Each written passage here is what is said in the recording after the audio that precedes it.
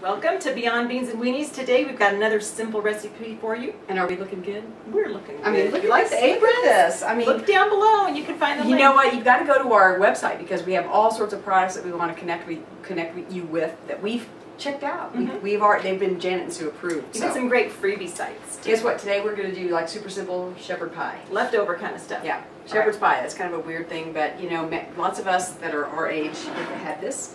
It's a good leftover deal. Here's what we're going to do. I'm going to instruct Janet. We're going to start off with some ground beef, about I don't know, a pound. Yeah, it's leftover. She cooked it up, you know, and just wait. Oops. Don't worry about that. It's on the floor. Okay. Yeah. I belong to the 3-second rule is mine. We go to 30 seconds in my house. So essentially, we're just going to stuff all these vegetables. These are all frozen, and frozen are a little bit better than canned, and you might have them on hand. But you know, don't get worried about it. If you have canned, that's good too. So add the peas and carrots. Corn, peas, and carrots. But if you had leftover green beans or basically any kind of vegetable, right? You know, anything. This is kind of like you know, in college we used to do trash can punch. This is like trash can, whatever, shepherd's pie. We're doing some dried onions. You can use real onions. That's not a big deal. Good. And then some leftover gravy. We just happen to have some canned gravy. It's prepared gravy. Anyway, so this is a really great treat. Jan's going to mix that up. We're going to put it in a casserole. We're going to do it at 350 for just, 30 minutes, 30 to 35 minutes. Let it bubble. We're going to put the best part. And I remember when I was babysitting, and I used to babysit as a kid. And I don't know if you guys, kids don't seem to do that anymore, do they?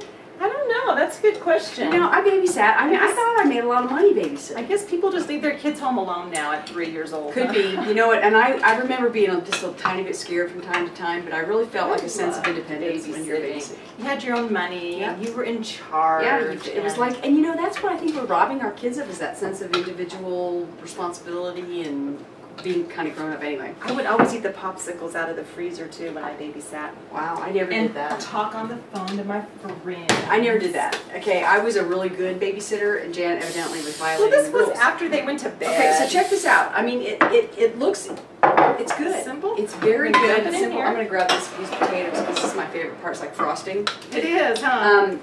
I think that that I forgot what I was going to talk about for tabletop. It happens with old age. Is that it? What about the ask them the question? That too. Ask them the question about what type of superhero.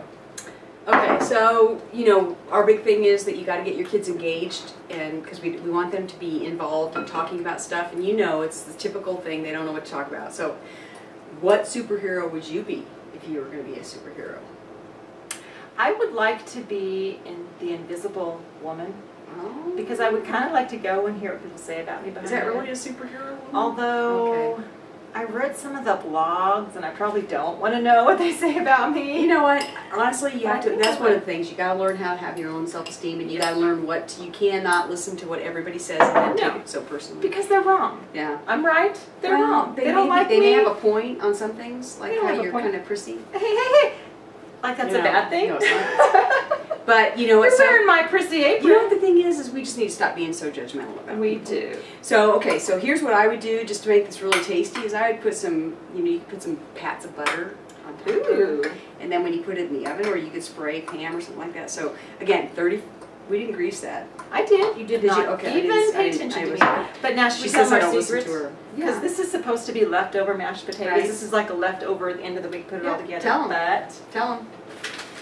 These little instant potatoes, and they're really good. They're not like the old potatoes that when we were young. Yeah, where you didn't like were this. Pretty gross. These are good. The other thing too is that a shopping tip that we think is important, and if you go to our our little tips here, is that this is what we call a little bit of a processed product. So it's not good. No, well, it's not. There's some stuff in there that's not. You wouldn't want to do this every single night. But it's better than fast food every single night. To me, it's not that hard to just boil a potato and mash it. But really, I've used them before, and it's really not that big of a deal. But if you shop the outside of the perimeter of the store, what is it? Tell me about that. Well, then it's all the fresh, non-processed foods on the perimeter. So if you think about it, in terms of trying to keep your kids healthy and you healthy, shop the perimeter. The inside stuff, that's where the ice cream is. That's where the ding-dongs, the Cheetos. Which is what Janet used to raise her kids on. But yes, you know what? We know better now, and we're not being too rigid about it, but we want you to eat healthy, right? But these are good and so look good. Idahoan wants to sponsor us now.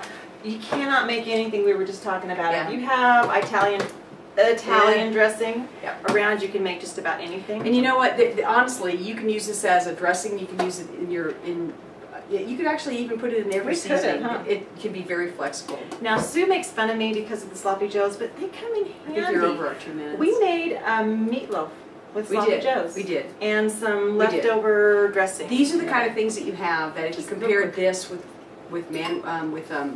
like McDonald's, Mm-hmm.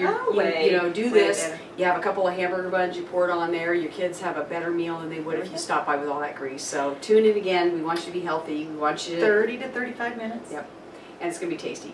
Beyond So serve beans and that. You got beans. everything in there. See you tomorrow. Bye.